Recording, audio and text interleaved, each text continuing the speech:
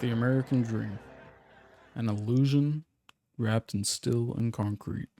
The brutalist takes that dream, dissects it, and then shatters it with a sledgehammer. Standing at a staggering 3.5 hours, this film was worth every single minute. But is it a masterpiece, or does it crumble under its own ambition? Let's dive in.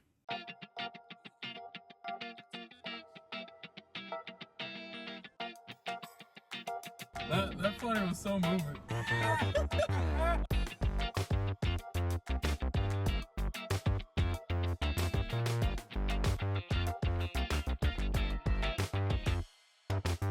The Brutalist is easily the most creative and daring film I watched yesterday as I spent the day at the movies. A gripping immigrant story, an artist's struggle, and a harsh critique of the so called American dream. It's a film both beautiful and grotesque, with breathtaking cinematography, engrossing performances, and a haunting score.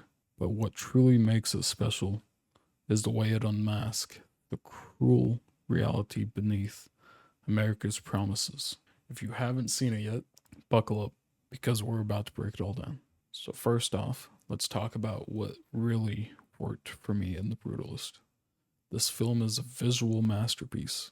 Every frame, every scene felt like it was designed to draw you in and keep you there.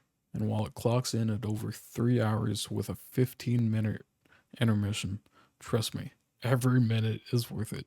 It pushes boundaries and doesn't let up. At its core, this is an immigrant story, an artist story too.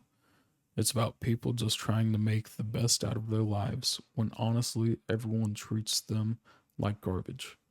We meet Van Buren, who at first seems like a genuine, kind enough guy, but as the film progresses, you see that his character is anything but. The manipulative nature of his son becomes more apparent, and in the second half of the film, we realize just how disgusting Van Buren truly is. The character development is gut wrenching, and it's a testament to the strength of the writing and the performances. Speaking of performances, the actors do an incredible job, especially when it comes to portraying the deep emotional struggles of the characters. The Brutalist gives us something raw, layered, and authentic. There's a brutal realism to this movie that will shake you to your core. Then there's the cinematography. Holy shit. Yeah, there's the cinematography. If you're a fan of visual storytelling, this movie will blow you away. The scenes are nothing short of breathtaking. The sweeping architectural shots to the way the camera captures every detail of the urban landscape. This film creates a sense of place that's as much a character as many of the people on screen. And the score, phenomenal. I really love a musical score. But this one, it enhances every scene and keeps you locked into the mood of the film that they're trying to, like the visuals that they're trying to portray. It's hard to put into words, but the music just fits and it doesn't feel out of place at all. It makes each and every moment feel like it's even more impactful because of the music. But yeah, the first half of the movie is pure brilliance, and the Brutalist uses the first act as a deconstruction of the so called American dream. The movie challenges everything we think we know about success, about achievement, about what it means to truly make it in America. We follow Sophia, who is the niece, and like so many people trying to sell the American dream, tries to package Laszlo's life and achievements in this neat, digestible little story at the end in the epilogue. Her story is basically she's telling everyone around her that in the end it was all worth it. Laszlo secured his legacy. He achieved the American dream. But if you take a closer look, the reality is much darker than that. It really is. The cost of that success is painful. Laszlo is demoralized. He's lifeless. He's unable to speak his own truth at that moment. And like towards the end of the movie, in the epilogue, his wife is dead, and the masterpiece, that his so-called masterpiece, his building that he's been working on this entire movie, is named after the guy who ended up abusing him and sodomizing him. This is the reality for so many immigrants who come to America only to have their hopes and dreams shattered.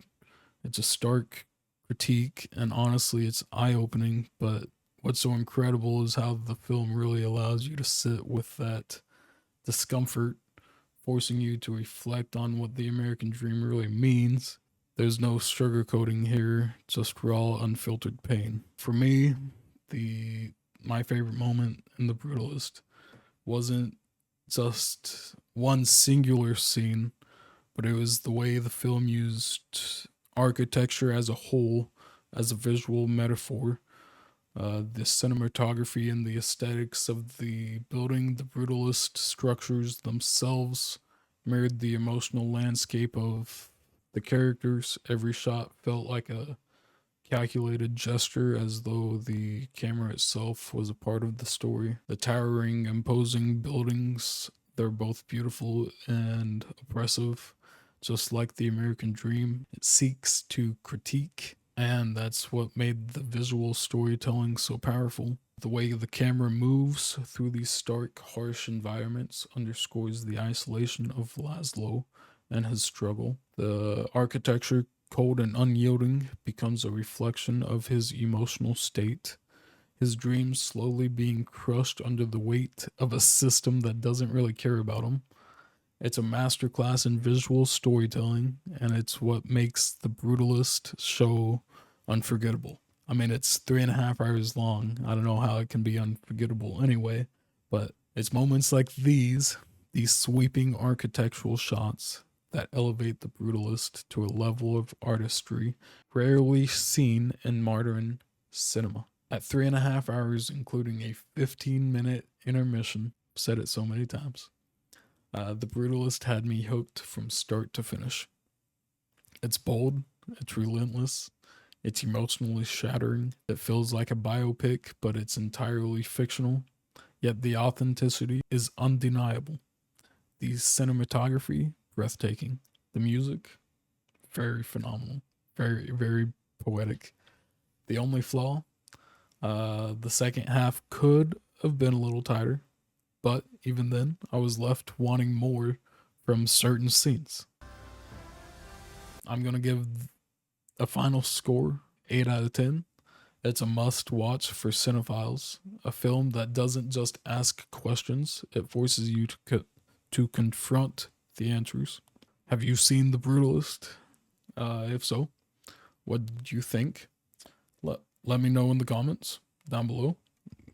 And if you enjoyed the review, don't forget to like, subscribe, and maybe become a Patreon member to get access to all my unlimited movie reviews, all my unlimited movie reactions, and unlimited, I keep saying unlimited, I'm meaning unedited gaming videos. And there's so much more on my Patreon over there. Anyway, you can find my social links and just the link to like my Patreon and stuff over at my website at findawg.com. That's FINDAWG.com. So keep an eye out for more reviews. I just did reviews for Companion, and I did a review for One of Them Days. I keep calling it the wrong title. One of Them Days, the new Kiki Palmer and SZA movie. Anyway, if you'd like to go watch those, yeah, you can go watch those right now. But next week, I'll hopefully have reviews for Captain America: Brave New World and Ki Hu Kwan's new movie, Love Hurts. So yeah, look out for those reviews next week. And until then, I will see you next week. And yeah, have a great week. Bye bye.